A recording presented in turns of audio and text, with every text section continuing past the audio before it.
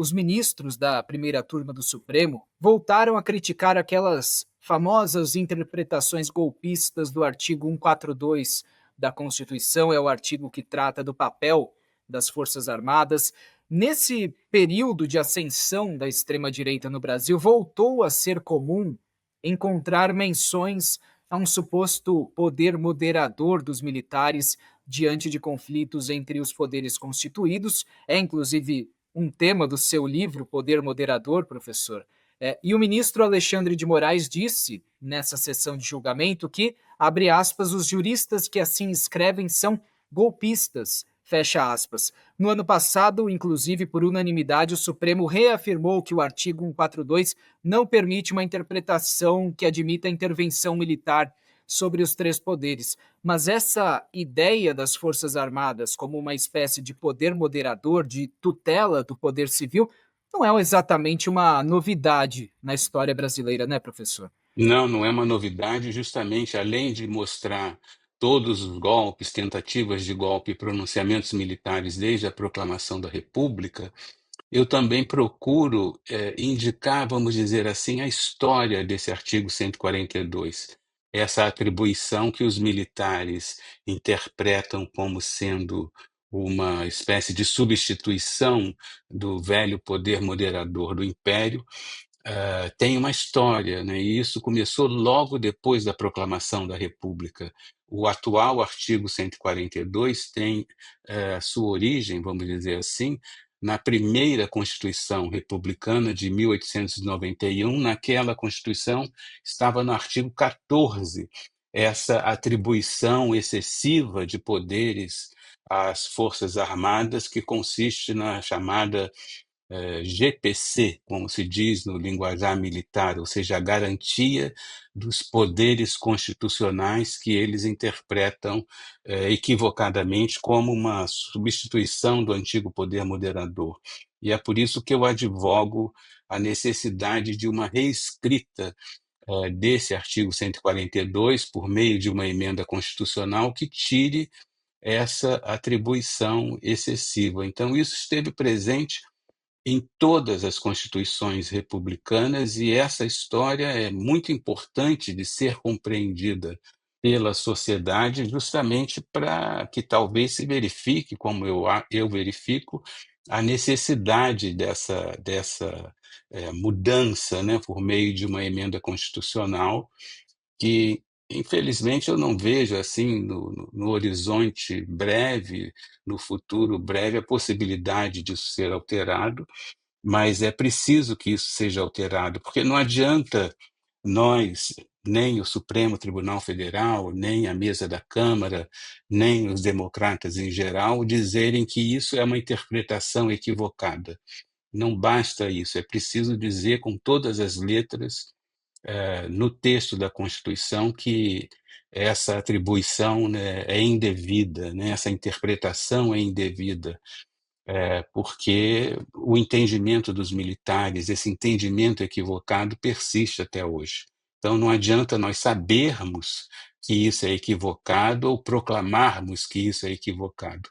É preciso essa iniciativa de mudança da Constituição. O senhor mencionou há pouco a necessidade de uma emenda constitucional para esclarecer, preencher lacunas do artigo 142, mas tem uma bola pingando também esta no campo do Supremo Tribunal Federal, porque na semana retrasada completaram-se 11 anos que o PSOL apresentou aquela ação ao Supremo para revisar a lei da anistia de 1979, a lei que livrou agentes públicos, militares e civis de crimes cometidos na ditadura.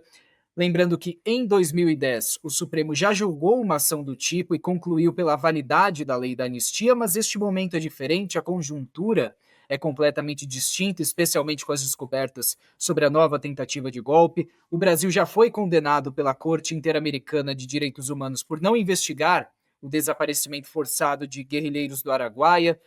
E o sucesso do filme Ainda Estou Aqui, com a morte do ex-deputado Rubens Paiva, ajudou a trazer de novo esse debate à tona no país. Minha pergunta é: o senhor entende haver um caminho bem traçado para o Supremo e para o Brasil como um todo enfrentarem de maneira decisiva esse tema, possivelmente com alguma mudança na lei da anistia? Olha, eu não sei, viu? Eu realmente não sei avaliar. Muitas pessoas me perguntam isso, mas eu não sei avaliar qual é o sentimento corrente entre os ministros do Supremo Tribunal Federal nesse momento. Se há uma maioria capaz de reinterpretar a lei de anistia como não perdoando os torturadores, os criminosos que cometeram violações de direitos humanos, militares e civis que cometeram violações de direitos humanos durante a ditadura militar.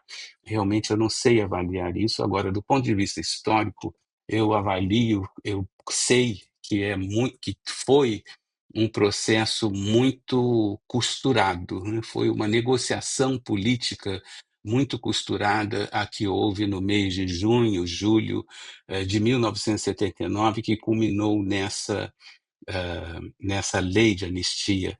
Quando esse processo anterior a que você se referiu foi julgado pelo Supremo Tribunal Federal, algumas pessoas me consultaram no sentido de participar do que seria, como se chama, uma espécie de audiência pública para discussão desse tipo de assunto, para saber se o Congresso Nacional, ao aprovar a lei de anistia, tinha conhecimento de que estava perdoando os torturadores. Na época, o ministro Eros Grau.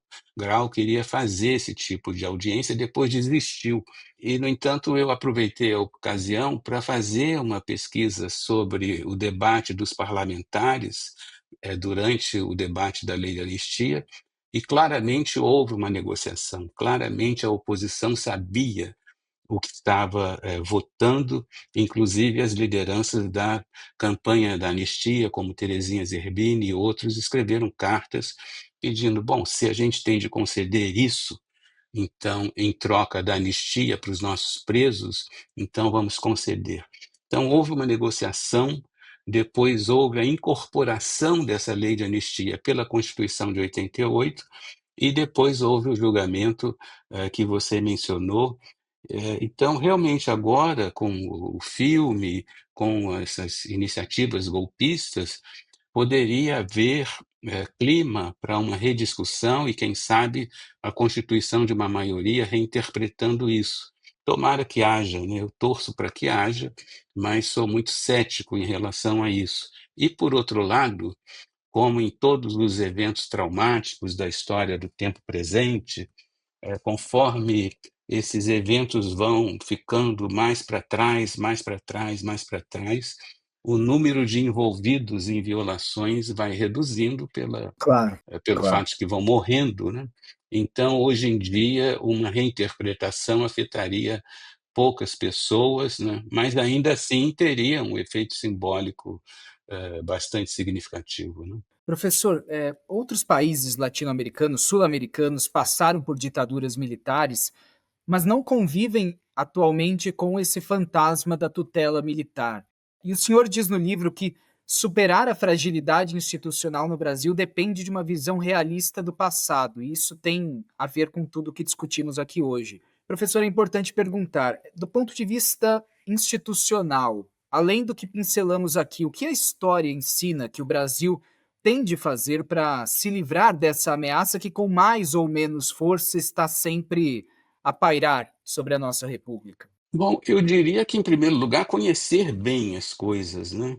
Não ter essa visão simplista que prevalece na esquerda de apenas condenar as Forças Armadas. Eu já vi até propostas no sentido de eliminar as Forças Sim, Armadas. Isso é uma coisa absolutamente sem sentido, e, portanto, a gente precisa conhecer as Forças Armadas, e há muito que as Forças Armadas devem fazer, deveriam fazer com mais profissionalismo, inclusive com mais controle da sociedade, coisas que elas deveriam fazer, eu dizia, no contexto brasileiro.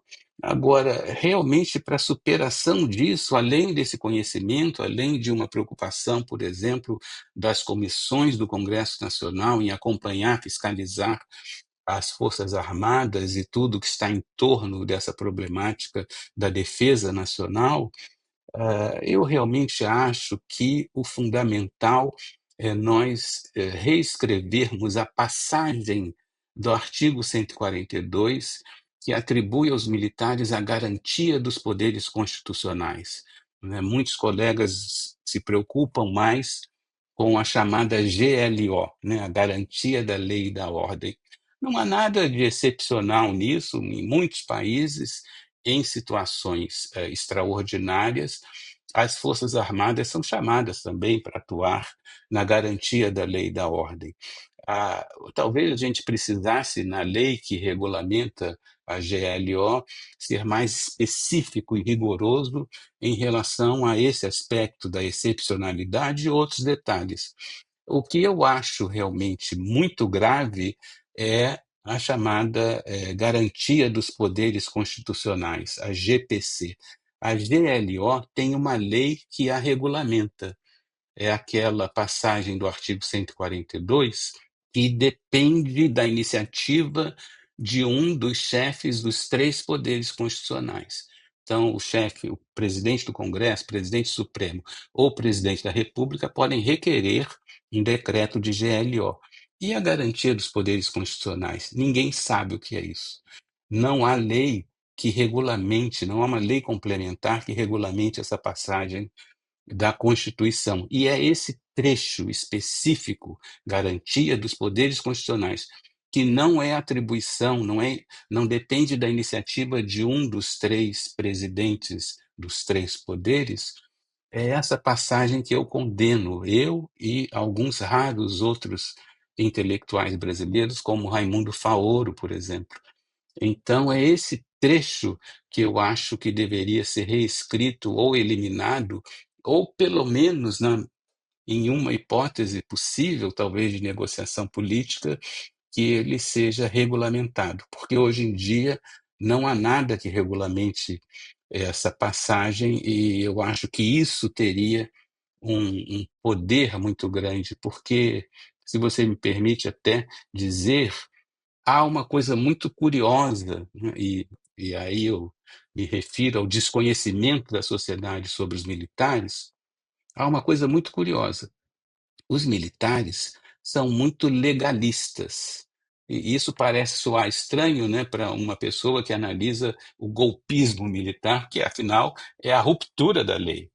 Mas por que eu digo que eles são muito legalistas? Porque eles prezam muito os manuais, os regulamentos, a legislação, o que a lei diz para fazer aqui, o que o manual diz para fazer agora, e o regulamento disciplinar. Então, o que acontece é que eles interpretam equivocadamente essa passagem do artigo 142. E por isso teria muita força simbólica a sociedade brasileira, o Congresso Nacional, por meio de uma emenda constitucional, alterar a redação desse trecho, né? Porque esse trecho é dúbio. Não adianta a gente otimista, de maneira otimista, dizer: o Supremo já disse que não é, a mesa da Câmara já disse que não é. Todos nós sabemos que não é essa a interpretação correta. Não adianta dizer isso se nos quartéis essa interpretação vai se perpetuando. E por isso eu acho que essa iniciativa seria essencial.